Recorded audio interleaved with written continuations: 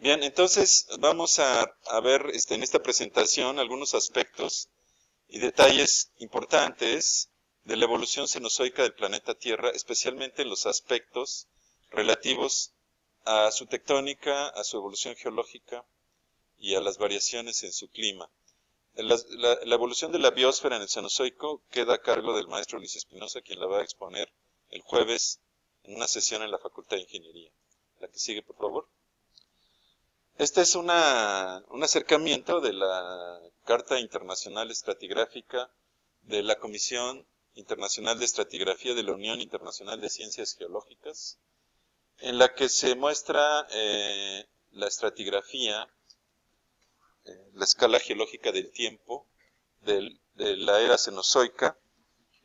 Como ustedes recuerdan, la era cenozoica se divide en el periodo paleógeno y el periodo neógeno y luego el cuaternario, ¿sí? Y las épocas de la era cenozoica son el paleoceno, eoceno, ligoceno, mioceno, plioceno y pleistoceno. Eso lo tienen que tener claro para las explicaciones que voy a dar a continuación. Entonces, digamos que hay un límite muy importante y ese límite debe haber sido escogido por algo en la estratigrafía entre el paleógeno y el neógeno, ¿sí? Ese límite, y también tiene que haber sido escogido por algo, ¿verdad? Tiene que haber alguna discontinuidad estratigráfica importante que observaron quienes estaban realizando el análisis estratigráfico de las sucesiones cenozoicas. El límite inferior son 66 millones de años y el límite superior es el presente. El escenario que teníamos cuando se inició la era cenozoica era de zonas todavía inundadas, mares epicontinentales, y uno de ellos, por ejemplo, la península de Yucatán, donde ocurrió el impacto del Chicxulub. Para entrar de una vez en materia, esta es una gráfica interesante. Si observan la gráfica está referida al análisis los análisis isotópicos que se hicieron en conchitas de foraminíferos, ¿sí? Estos análisis isotópicos nos arrojan una variación muy interesante. Si aquí graficamos el delta de oxígeno 18 y aquí la edad de estos microfósiles que fueron analizados, ya habíamos comentado que un delta de oxígeno 18 negativo significaba más oxígeno 16, ¿no? En la relación. Y que un delta de oxígeno 18 muy positivo significaba menos oxígeno 16 en la relación. ¿Cuándo habría habido frío y cuándo habría habido calor? Pues cuando tenemos la mayor escasez de oxígeno 16, ¿verdad? Es cuando hace frío. Y cuando tenemos la mayor abundancia de oxígeno 16 es cuando hace calor. Ya explicamos por qué en sesiones anteriores. Entonces la relación oxígeno 18 entre oxígeno 16 crece cuando disminuye el oxígeno 16 y disminuye cuando aumenta el oxígeno 16, ¿no? Entonces, esta curva nos muestra el comportamiento de este valor de delta oxígeno 18 en el Cenozoico, especialmente en los últimos 50 millones de años, no todo el Cenozoico. Es a partir del inicio del Eoceno. ¿Por qué grafican a partir del inicio del Eoceno? Porque al final del Paleoceno hubo un evento cálido muy importante que ahorita vamos a ver. Entonces, lo que nos muestran estos organismos en sus relaciones isotópicas es que desde el inicio del Eoceno hubo un descenso gradual en el valor de delta oxígeno 18 y especialmente un pulso muy importante aquí, en el límite entre el Eoceno y el Oligoceno. ¿Qué significó esto? Que aquí hubo un pulso de enfriamiento muy significativo. Un enfriamiento gradual y luego un salto muy significativo. Luego una estabilidad con variaciones de menor escala, otro salto en el Mioceno, otra vez variabilidad y un salto muy grande a partir de aproximadamente 3.5 millones de años. ¿Sí? ¿Qué significan los dos saltos? Son dos pulsos de enfriamiento muy fuertes que ocurrieron en el Cenozoico. Ahora, debo decir que en el Cenozoico, en general, hubo un enfriamiento que se debe, según los autores que estudian este tema, a la disminución de la presencia en la atmósfera de CO2 y entonces hubo una disminución del efecto invernadero que prevaleció durante todo el Cretácico, ¿sí? Entonces, tenemos nosotros que esa disminución, ¿a qué se debe? Pues hay algunos autores, ahí va una posible pregunta de examen. ¿A qué se debe la disminución de la temperatura del clima del calor del clima de la Tierra en el Cenozoico? Algunos autores consideran que esa disminución se dio simplemente porque disminuyó el volcanismo. El volcanismo exacerbado del Cretácico empezó a disminuir y entonces tenemos una emisión mucho menor de CO2, ¿sí? Otros autores consideran que la formación de grandes cadenas montañosas como los Himalaya, los Alpes, la cordillera norteamericana, expuso enormes cantidades de roca fresca a la atmósfera y el intemperismo aumentó y ese intemperismo hizo que se secuestrara el CO2. Entonces, el caso es que durante el Cenozoico el CO2 disminuyó gradualmente y hubo dos pulsos muy fuertes que se deben a causas distintas según los especialistas que trabajan en este tema, ¿no? Ahorita vamos a ver que este primer pulso, aquí es una gráfica en donde aquí sí se muestra desde hace 66 millones de años, cómo todavía hubo un exacerbado calor a principios de la era cenozoica, y hubo un pico formidable de calor, a juzgar por las relaciones isotópicas de las conchas marinas, una producción muy fuerte de calor que le llaman el máximo térmico del Paleoceno final. Este es muy importante porque están comparando el calentamiento global de ahora con este pico que ocurrió a finales del Paleoceno. En algunos artículos que he leído, la situación se ve alarmante. ¿Por qué? Porque este pico de finales del Paleoceno causó una extinción importante, por eso es el límite Paleoceno-Eoceno, y porque la tasa de incremento de CO2 que se dio en ese momento es una tasa aún menor que la que estamos teniendo ahora. A ver, el maestro Luis va a hacer un comentario. Sí, que ahorita eso es el control de lectura de ciencias, de eso se trata. Bien, entonces, esta figura la tomé de un libro que está en las referencias del curso, de un español que se llama Antón Uriarte. Y es un libro que está en línea, gratuito, ¿no? Entonces, como verán ustedes, hay un descenso general con dos pulsos muy fuertes, uno aquí, en el límite de Eoceno-Oligoceno, y luego otro aquí, al final del Plioceno, ¿sí? Estos saltos se deben a causas diferentes y digamos que son solo pulsos dentro de una tendencia decreciente del CO2 y una disminución gradual de la temperatura de la Tierra, de la superficie. El evento máximo de finales del Paleoceno parece que es un evento de calentamiento que duró 80.000 años, ¿sí? Las temperaturas en las zonas continentales subieron entre 5 y 7 grados de temperatura media anual, y en las costas de la Antártida la temperatura subió de 13 a 20 grados centígrados. En el Ártico las temperaturas alcanzaron hasta 24 grados centígrados, o sea, es una temperatura como la del DF, ¿no? Y no se sabe bien qué fue lo que ocurrió, pero hay una hipótesis que domina, que es la de la liberación de metano de los hidratos de los sedimentos. Los datos de delta de carbono 13 nos indican que hubo mucha liberación de carbono, y una posibilidad es que el calentamiento que tuvo al final del Paleoceno haya liberado los hidratos de metano y eso haya exacerbado el fenómeno de salida de CO2 y de calentamiento del planeta. Eso es lo que no están tomando en cuenta los que estudian, bueno, muchos científicos sí, pero los que toman decisiones institucionales o políticas, de políticas ambientales, simplemente ven el calentamiento global como algo que va a seguir la tendencia que estamos prediciendo en función de las emisiones de CO2. Pero si llegara a ocurrir un desequilibrio con los hidratos de metano, entonces sería exponencial el incremento de CO2 en el medio ambiente. Y por esa razón, este evento de finales del Paleoceno es muy interesante de estudiar para quienes trabajan en cambio climático, ¿sí? El primer pulso de enfriamiento que ocurrió hace alrededor de 30 millones de años entre el Eoceno y el Oligoceno se ha atribuido a causas tectónicas, ¿sí? ¿Cuáles son esas causas tectónicas? Pues es la deriva que hubo entre los continentes que se encontraban en el hemisferio sur, específicamente sobre la zona polar.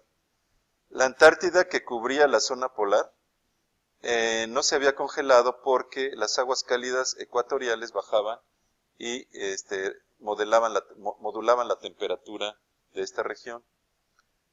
Pero cuando por tectónica de placas se separaron un poco más Sudamérica y Australia de la Antártida, se generó una corriente circumpolar, una corriente criogénica, que evitó que las aguas calientes que venían del Ecuador llegaran a las costas de la Antártida.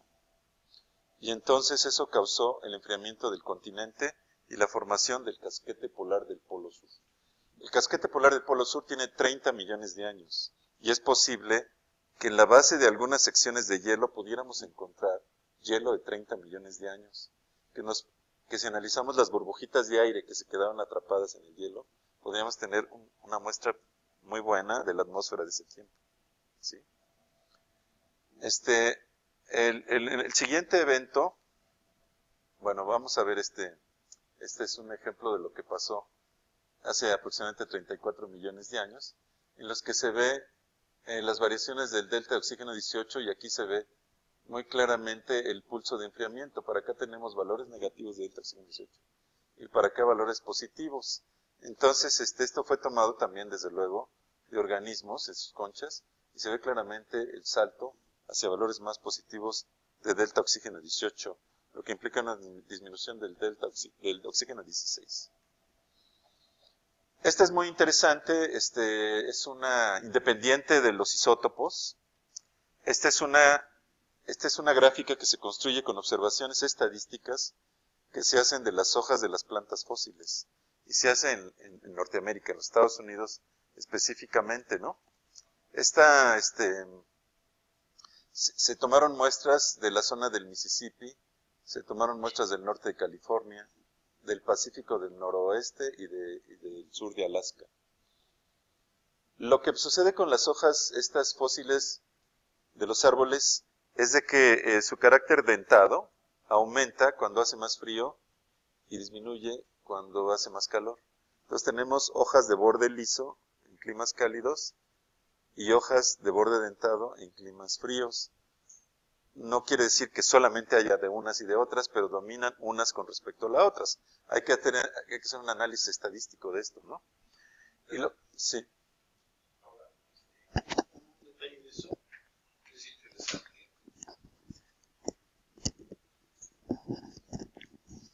Nada más con relación, para que vean lo que tiene que ver, es que en los climas fríos donde cae nieve, como que a los árboles no les conviene que sus hojas tengan el borde continuo, porque entonces el volumen de la nieve que les cae las puede romper, es demasiado el peso. En cambio, si tienen los bordes dentados, entonces el hielo se cae y es muy poca la superficie que tienen que estar cargando las hojas por eso. Entonces, desde ese punto de vista lo han tomado en cuenta los botánicos para que estadísticamente las hojas indirectamente estén hablando de los climas fríos con los climas cálidos. En los climas cálidos, las hojas bordeadas completas compiten más por la luz, porque reciben más luz y reciben más sol y más superficie de absorción del dióxido de carbono.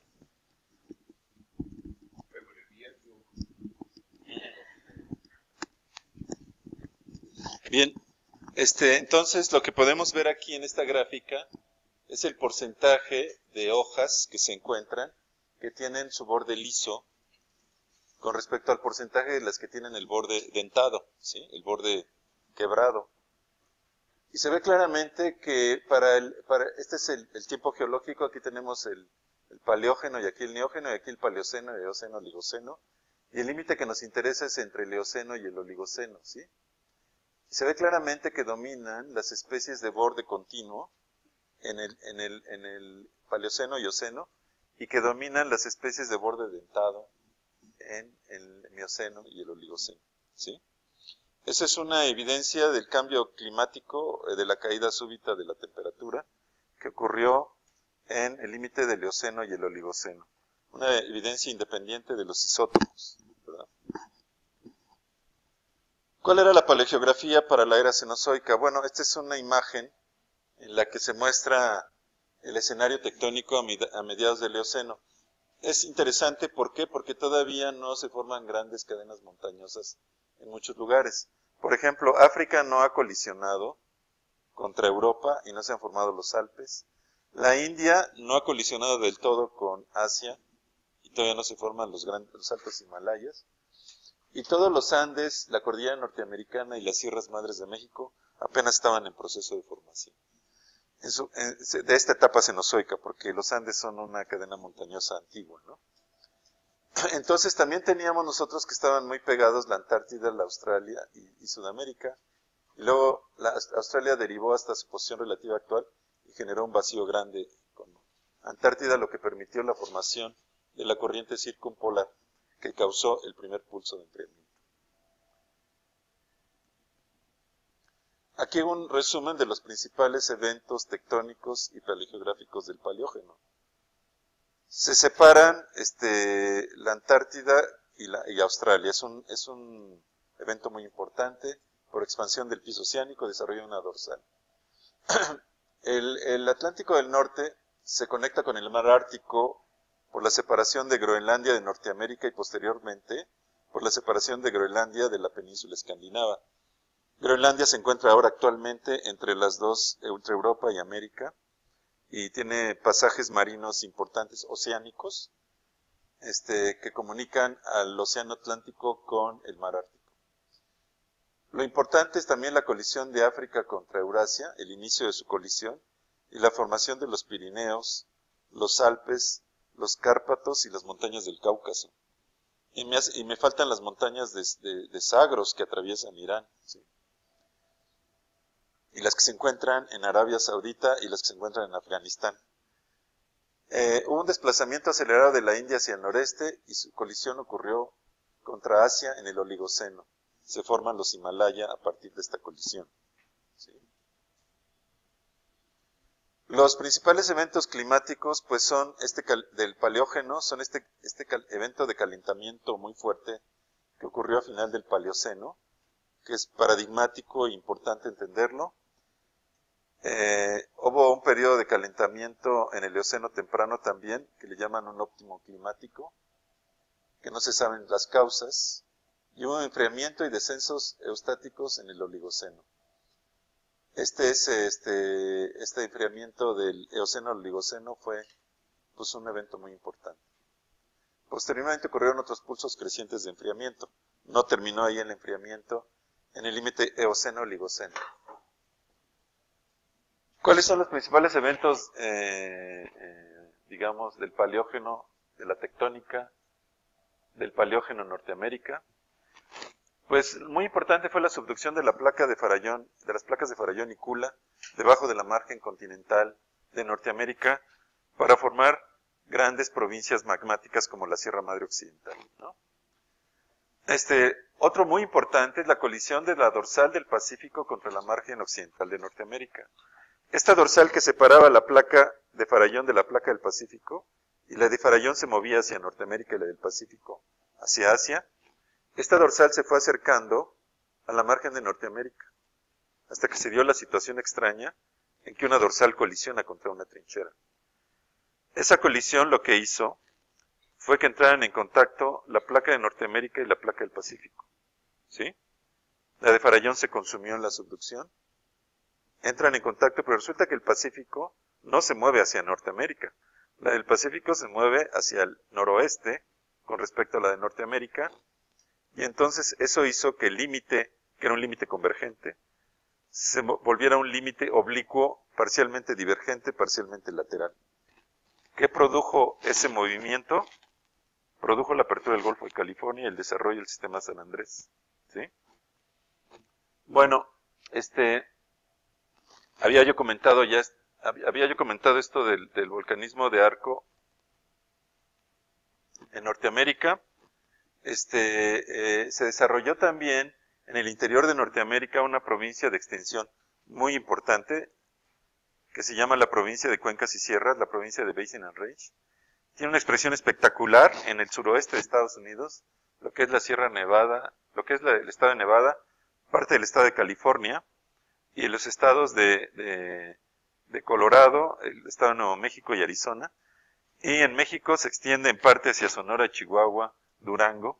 Se extiende la provincia de Cuencas y Sierras. Es un episodio que ustedes van a tener que conocer muy bien. ¿Por qué? Porque produjo fosas tectónicas en el norte de México que acumularon rellenos sedimentarios continentales importantes. Y esos rellenos sedimentarios son acuíferos, o fueron al menos acuíferos muy importantes, que han provisto de agua a poblaciones en esta región de México. Otro detalle interesante del Cenozoico es que se formó la placa del Caribe en una serie de movimientos complejos tectónicos en los que el arco de Cuba, el arco volcánico de Cuba que se encontraba en el Pacífico, ingresó a la zona del Caribe y colisionó contra la plataforma de las Bahamas. ¿Sí? Esa colisión causó que hubiera una reconfiguración del límite entre la placa del Caribe y la placa de Norteamérica. Y entonces, otro evento significativo que se comenta con frecuencia es el desplazamiento del bloque de Chortiz, la parte norte de Centroamérica, desde una posición frente a México hasta su posición relativa actual. Y a esto se le ha atribuido el truncamiento de la margen sur de México en el Pacífico. Bueno, si pasamos al Neógeno, en el Neógeno lo que tenemos también son descensos, variaciones importantes en el nivel del mar por los episodios de enfriamiento y calentamiento. Un descenso importante en el Mioceno y luego otro descenso muy importante aquí en el Plioceno que dio origen a la edad del hielo. La edad del hielo moderna es el segundo pulso de enfriamiento significativo. Hubo otros, pero ese es muy característico, muy significativo, porque ese lo conocemos mejor. Esa edad del hielo dejó la huella de periodos glaciares e interglaciales que tienen que ver con los ciclos de Milankovitch. Eso nos lo explicaron en su presentación Miriam y Damaris, después ella explicó lo de los ciclos de Milankovitch. Entonces, este periodo es importante porque nosotros vivimos en la edad del hielo, ¿sí? De hecho, estamos viviendo uno de los episodios más fríos de la historia del Fanerozoico del planeta. Y si dicen eso, van a decir, ¿qué? ¿A ti te enviaron a decir eso el presidente Trump? Eso dicen, no, pues sí vivimos el periodo. Lo que pasa es que no es el problema el frío ni el calor, sino la manera tan rápida que estamos cambiando de clima, ¿no? Entonces, el pulso de enfriamiento del Plioceno causó el desarrollo, o ocasionó el desarrollo del casquete polar del norte.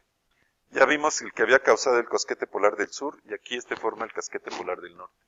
Es muy diferente al del sur, porque en el norte lo que tenemos es una zona marina, y en el sur tenemos un continente. Aquí tenemos el mar Ártico, y el mar Ártico se congeló, y los glaciares se extendieron a latitudes muy bajas en Europa, Siberia y Norteamérica. Incluso la zona de los grandes lagos de Estados Unidos está aquí debajo del hielo. Existen miles, si no decenas de miles de lagos en Canadá y en la parte norte de Estados Unidos, entre ellos los grandes lagos, que se formaron como cuencas por el raspado que hizo la erosión, el tallado que hicieron los glaciares en las rocas del cratón de Norteamérica. El escudo canadiense es muy extenso porque el hielo raspó las sucesiones sedimentarias que cubrían el cratón y expuso la roca viva del Precámbrico, ¿sí? Se congelaron las montañas rocallosas y se congeló la Sierra Madre Occidental en su parte norte. Teníamos glaciares permanentes en la Sierra Madre Occidental, ¿sí? Se formaron estos valles hermosos de Yosemite en la Sierra Nevada de California, ¿verdad? Que salen en las fotos en los calendarios, ¿no? Entonces, las huellas de los avances y retrocesos de esos glaciares están en una serie de depósitos de morrena lineares que nos marcan diferentes episodios de avance y retroceso. Y aquí se muestran los lagos que quedaron como resultado del retroceso de los glaciares. Tenemos dos posibles escenarios en las corrientes marinas del Atlántico del Norte, cuando hay una glaciación y cuando hay una desglaciación, ¿sí? Cuando tenemos las glaciaciones, las corrientes del Golfo hacen trayectorias circulares en el Atlántico del Norte, como se observa aquí. Cuando no tenemos hielo, las corrientes del Golfo calientes suben y llegan hasta el mar Ártico y lo mantienen en un clima templado, ¿sí? Pero ¿qué pasó? ¿Por qué se causó el enfriamiento? ¿Qué fue lo que causó el pulso de enfriamiento? Lo que pasó es que hubo una imposibilidad de que las corrientes cálidas que suelen llegar al mar Ártico desde el Ecuador, las corrientes del Golfo, que suelen llegar hasta el Ecuador cuando no hay una glaciación, se vieron impedidas de hacerlo y entonces al no recibir aguas cálidas, el mar Ártico se congeló. ¿Por qué no recibió las aguas cálidas el mar Ártico? El tema, esta es la pregunta número 2 del examen. ¿Por qué no llegaban ya después de un tiempo las aguas cálidas del Ecuador al mar Ártico? Lo que sucedió fue esto. Había un momento en el que no existía el Istmo de Panamá. Estaba interrumpida la comunicación entre Sudamérica y Norteamérica. Que eso tiene unas implicaciones en la evolución tremendas, que Luis las va a explicar. Pero resulta que Sudamérica se había separado de Norteamérica cuando Pangea se rompió. Sudamérica se fue hacia el sur y se generó un mar que le llamamos, en todas las paleogeográficos que hemos mostrado, se le llama el Protocaribe, ¿sí? Continentales. Y realmente Sudamérica era como una especie de Australia, un continente muy grande separado de los demás. Entonces, en ese tiempo que estaba separada Sudamérica, las aguas las aguas del Atlántico, que era una cuenca relativamente cerrada, el Atlántico del Norte, se comunicaban con las del Pacífico, que eran más frescas y era más abierto el Pacífico, y entonces la salinidad del Atlántico del Norte era controlada por su mezcla con aguas frescas del Pacífico. Entonces no aumentaba mucho la salinidad del Atlántico del Norte. Hubo un momento en que Sudamérica se acercó y tocó a Norteamérica, no solo porque se acercó, sino porque además la actividad volcánica de Arco, por la subducción de la placa de Farallón, generó un arco en Panamá que conectó a Sudamérica con Norteamérica. También trajo consecuencias evolutivas enormes, ¿no? Pero desde el punto de vista tectónico y climático, lo importante es que perdió comunicación el Atlántico del Norte con el Pacífico y no se podía comunicar fácilmente con el Atlántico del Sur porque hay barreras topográficas de la dorsal del Atlántico y porque las aguas del Atlántico del Sur tienen su propia dinámica, ¿no? Al interrumpirse la comunicación del Atlántico del Norte con el Pacífico, las aguas calientes del Ecuador se volvieron más salinas. Y esas aguas salinas subían rumbo a su destino, que era el mar Ártico, y antes de que llegaran estas aguas cálidas al mar Ártico, por su salinidad se hundían, ¿sí? Entonces al hundirse se enfriaban y no llegaba el agua, las corrientes cálidas no llegaban al mar Ártico, entonces el mar Ártico se congeló. ¿Cuándo ocurrió el cierre del Istmo de Panamá? Hace 3.5 millones de años, que es más o menos el inicio de la edad del hielo, ¿sí? Pregunta de regalo, ¿ya? Sí.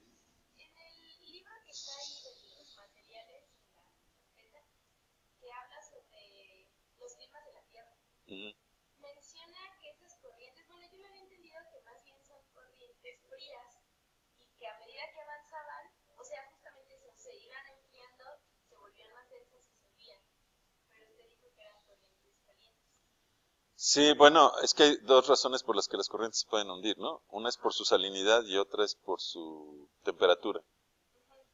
Las corrientes que vienen de la trayectoria del Ecuador son superficialmente cálidas, ¿sí?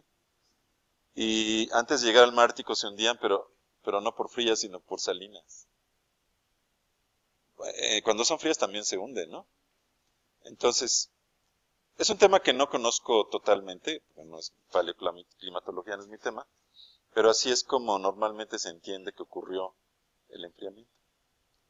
Después revisamos el capítulo de Antón, sí, es el autor ¿verdad?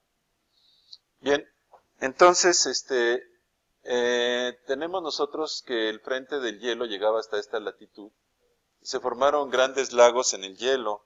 Aquí se formaron lagos también en la cordillera. Hubo de pronto rupturas de diques de hielo que causaron desagües instantáneos de lagos gigantescos. Y las huellas están aquí en el Pacífico, los estados de Washington y Oregon.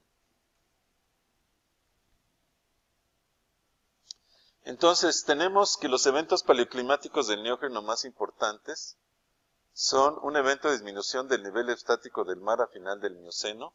Es uno de los pulsos que hubo importantes de enfriamiento. Y en el Plioceno temprano el nivel del mar volvió a ascender hace más o menos 5 millones de años, asociado a un episodio de calentamiento. Y luego hace 3.2, aquí según los autores que se consultaron, 3.2, dio inicio a la edad del hielo por el cierre del Istmo de Panamá. ¿Sí? Estas son unas gráficas interesantes que quiero que presten atención. ¿Los de atrás logran ver bien las gráficas? Bueno, aquí tenemos una gráfica en la que se grafica el tiempo en millones de años con respecto a los valores de delta de oxígeno 18. ¿Sí? Entonces, aquí los valores de delta de oxígeno 18 de acuerdo a la gráfica, este es el frío, digamos, cuando se inició el enfriamiento fue más o menos 3.2, 3.5 millones de años. Los picos se hicieron más altos comparados con estos de aquí, ¿no? En las variaciones de delta de oxígeno 18. Nosotros habíamos dicho que cuando hacía frío, disminuía el delta de oxígeno 16 y aumentaba el delta oxígeno 18. Entonces estos picos hacia arriba nos indican que hubo enfriamiento. ¿Por qué? Porque aumentan los valores de delta oxígeno 18. Y acá hubo un relativo calor porque los valores de delta oxígeno 18 eran menores. ¿Sí? Eso es para episodios de 3.5, 3 y 2.5 millones de años. ¿Sí? Para tiempos como estos. Y aquí se ve el cambio, en esta zona se ve el cambio de la edad del hielo. Que hay autores que dicen, no, pues que la edad del hielo realmente comenzó hace 3 millones de años. O que, pues, sí puede ser, ¿verdad? Pero otros que dicen que 3.5, pues también puede ser. Otros que 3.2. Digamos que en general, la edad del hielo empezó entre 3.5 y 3 millones de años, ¿sí? Esta gráfica de arriba, lo que nos muestra son las mismas variaciones del delta oxígeno 18. Aquí se encuentran los valores más bajos y aquí los valores más altos. Y entonces, digamos que esta es la gráfica del tiempo de 1.000 millones de años antes de Cristo, 500 años, no, 1000 antes del presente, 500 antes del presente, sí tienes razón Luis. Y entonces, estos picos de aquí lo que nos muestran son episodios de enfriamiento y los valles nos muestran episodios de calentamiento. Aquí claramente se ven los episodios de glaciares y glaciares, ¿eh? No, lo que está mal es la gráfica de Stanley. A mí no me engañan. ¿Por qué? Porque, según esto, el periodo interglacial de calor actual tendría valores más altos de delta oxígeno 18, ¿cierto? Y no es así. El periodo de calentamiento actual debe tener valores más bajos de delta oxígeno 18. Simplemente que el dibujante, fíjense, aquí las rayitas las pintó para adentro. Y aquí, de a tiro, yo creo que se hizo bolas. Para acá es negativo hacia abajo, ¿sí? El dibujante que hizo esta gráfica. Bueno, para que vean que estamos concentrados, ¿verdad? Todos gritaron, eso está equivocado, ¿sí? Bueno, los picos hacia arriba son episodios de frío y los valles son episodios de calor. Y nos muestran un poco la configuración que tienen los episodios de glaciación y desglaciación. Y estamos nosotros viviendo un periodo interglacial aquí, ¿sí? Esta es la última glaciación que empezó hace 120,000 años. Esta cosa alta de aquí, esta mesetita, que se llama la glaciación wisconsiniana. Aquí, la glaciación wisconsiniana acaba hace entre 15 y 10,000 años, ¿sí? Y esa desglaciación es la causante de todo. Porque a partir de esa desglaciación se genera la civilización humana, ¿sí? La moderna. ¿Por qué? Porque la desglaciación permitió que pudiera haber grupos que sembraran, ya habían inventado la agricultura, permitió que hubiera grupos que en vez de que anduvieran de nómadas, se establecieran en ciertas riberas de ríos y eso y sembraran sus granos. Y entonces, a partir del establecimiento de la agricultura, también se domesticaron los animales, se inició la propiedad privada realmente, porque me establezco en un terreno, y estas son mis tierras, estos son mis animales, esta es mi mujer y estos son mis hijos, ¿no? Y entonces se inicia la propiedad privada, y además, bueno, de ahí viene todo, o sea, del establecimiento del hombre sedentario, y de la agricultura y de la domesticación de los animales, viene toda esta guerra por el poder que ha habido pavorosa desde que se estableció la civilización humana, ¿no? Y también se posibilitó por cosas hasta culturales muy fuertes. El amor cortés, que le llaman, ¿no? Este amor, este enamoramiento de los caballeros de la Edad Media de una princesa inalcanzable para ellos, es una invención que tiene que ver con el poder, con el establecimiento de reinos y todo eso, porque antes no existía el amor cortés, antes era todos contra todos, ¿sí? Existía la atracción, pero el amor así sublime, de que doy mi vida por mi reina, y eso, ese no existía de esa manera. Entonces, vamos a ver la que sigue. Luis, si querías comentar algo. Bueno, no sé si será, pero quizá un pequeño comercial. Exactamente en ese tiempo, aproximadamente entre 10.000 y 13.000 años antes de la tabla que estamos viendo aquí, se da un evento que también va a formar parte del último control de lectura que vamos a tener en ciencias, que habla precisamente de lo que se conoce como la extinción de la megafauna, porque al mismo tiempo que se está dando todo esto, entonces está caracterizado sobre todo en Norteamérica y en Europa también, pero más que nada en Norteamérica, una fauna que ya no existe, que es muy parecida a la fauna que hoy existe en Serengeti en África. Entonces, el control de lectura nos habla de la gran controversia que ha habido desde hace mucho tiempo de realmente cuáles fueron los causantes de esta extinción, que por un lado nos da el chance a los humanos de que haya iniciado la agricultura y la civilización, como ahorita dijo el doctor, pero también tiene como repercusión una gran extinción, que de hecho hasta se han hecho películas y demás, y eso va a ser, digamos, en este caso nuestro cierre en la parte de interacciones. Nada más era eso. Esta que le estoy mostrando aquí es una gráfica interesante porque no está basada en isótopos. Está basada en el grosor de los anillos de los árboles, ¿sí? Entonces, cuando hay climas cálidos, el grosor de los anillos suele ser mayor que cuando hay climas fríos. Y entonces, en función del grosor de los anillos, se puede hacer una cronología de los últimos 3.500 años. ¿Por qué? Porque hay árboles que tienen 5.000 años, ¿no? Las secuoyas que están en la Sierra Nevada de California y cerca de San Francisco, hay secuoyas que tienen 5.000 años.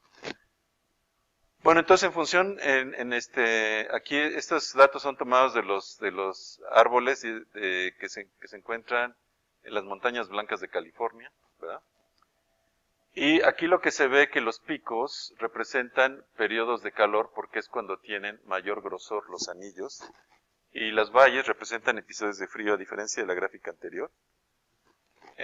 Representan los valles episodios de frío y los picos episodios de calor, y aquí está la cronología de los últimos 3.500 millones de años, ¿sí? Entonces aquí está, se muestra, por ejemplo, este pico que ocurrió durante la Edad Media, y de hecho, no son los últimos, aquí dice que son los últimos 3.500 años, pero realmente son los 3.500 antes de Cristo y los 2.000 después de Cristo, ¿cierto? O sea, aquí dice para los últimos 3.500, pero no, es para los últimos 5.500. Muy bien, entonces la gráfica nos muestra estas variaciones en el grosor de los anillos de los árboles, y podemos identificar la pequeña edad del hielo, así le llaman a este periodo de enfriamiento que hubo entre, digamos, los años 1300 a 1800. ¿A qué corresponde culturalmente este tiempo? Pues corresponde al tiempo del Renacimiento. y este periodo cálido muy grande que ocurrió entre 1000 y 1300 más o menos, corresponde a la Edad Media, ¿sí? Y esto es contraintuitivo porque uno se figura la Edad Media con los catedrales góticas y los monjes en los conventos, todo el mundo muriéndose de frío. En cambio, el Renacimiento uno se lo figura así luminoso, lleno de flores, y Leonardo da Vinci, Michelangelo, haciendo... Bueno, entonces, Damaris nos explicó en su respuesta al seminario que estas variaciones de glaciaciones e interglaciaciones son el rejuego de varios factores, ¿no? Y esos factores tienen que ver mucho con los movimientos cíclicos de la Tierra alrededor del Sol o alrededor de sí misma, ¿no? Entonces nos habló de 3 tipos de variaciones muy importantes que causan ciclos y que tienen que ver con los periodos que sobrepuestas generan los periodos de glaciación y periodos interglaciales. Entonces uno de ellos es el giro de la Tierra alrededor del Sol. A veces es más circular el giro, a veces es más elíptico. Es como si estuviéramos viéndolo de arriba y estuviera haciendo así, ¿no? El giro del Sol. Los ciclos aquí duran hay de 400 y de 100.000 años. También lo que ocurre es que el eje de rotación de la Tierra está oscilando, siempre está oblicuo, no es perfectamente perpendicular a la eclíptica, que es el plano orbital de los planetas, sino que está inclinado y varía entre 21.5 y 24.5 grados su inclinación. Entonces está habiendo oscilaciones que también están causando cambios en la irradiación del Sol sobre ciertas superficies de la Tierra. Y este último es el periodo de precesión de los equinoccios, que el periodo de precesión de los equinoccios es un periodo, es un giro que hace la Tierra como si fuera un trompo que está bailando en el piso, y que su eje de rotación está describiendo un círculo, ¿sí? Cuando el ángulo es grande, que decía yo que a veces eran de 24.5, el giro que hace lo hace más abierto, ¿no? Cuando el ángulo es pequeño, el giro que hace lo hace más cerrado. Los chicos de ciencias han oído hablar más de los ciclos de Milankovitch que los de ingeniería, porque los de ingeniería trabajan con la corteza de la Tierra. Entonces, yo decía, si tenemos el Sol en el centro del salón, y entonces yo tengo que la Tierra, el eje de rotación de la Tierra tiene una inclinación, y si está así inclinado el eje de rotación, y está girando así la Tierra en una temporada del año, el hemisferio norte evidentemente está más iluminado que el hemisferio sur, ¿no? Entonces, cuando está en esta posición, se dice que tenemos el solsticio de verano para el hemisferio norte, y cuando está del otro lado, ya le dio la vuelta al Sol, 6 meses después, y está de este lado, el solsticio va a ser el solsticio de invierno, ¿verdad? ¿Sí? Bueno, cuando va a medio camino, que va girando por allá, la Tierra con su eje inclinado, hay un momento en que tienen la misma iluminación los dos hemisferios, ¿sí? Allá estaba así, y acá estaba así, y aquí tienen la misma iluminación. ¿Cómo se le llama? El equinoccio, ¿no? Y hay un equinoccio aquí y otro equinoccio allá. Entonces se le dice a ese ciclo de Milankovitch que es de la precesión de los equinoccios por esto. Porque si en plazos de miles de años, no de un año, aquí estábamos hablando de un año, ¿no? Sino que en plazos de miles de millones de años está haciendo este tipo de movimiento, cabeceo, el eje de rotación de la Tierra, habrá un momento en que en vez de que sea aquí en equinoccio, aquí va a estar el solsticio, ¿sí? Y en vez de que sea ya el solsticio, va a estar el equinoccio. Entonces, el equinoccio que se encontraba ahí, ahora se encuentra acá, y después de un tiempo, de algunos cientos de años, el equinoccio va a estar aquí. ¿De acuerdo? Entonces, los equinoccios van a estar girando. A eso se le llama la precesión de los equinoccios. ¿Por qué? Porque el eje de rotación de la Tierra está haciendo este bamboleo. ¿De acuerdo? Bueno, eso es muy sencillo de entender, pero es muy importante para entender las oscilaciones periódicas en el clima de la Tierra. Entonces, las variaciones, pues si sobreponemos la precesión con la oblicuidad, con la excentricidad y con los cambios en las variaciones del Sol, vamos a encontrar pues que el frío va a corresponder a ciertos periodos y el calor a otros, ¿no?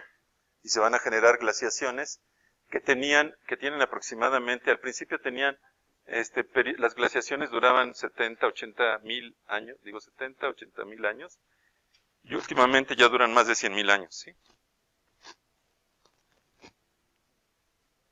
Bueno, aquí llegamos. Gracias.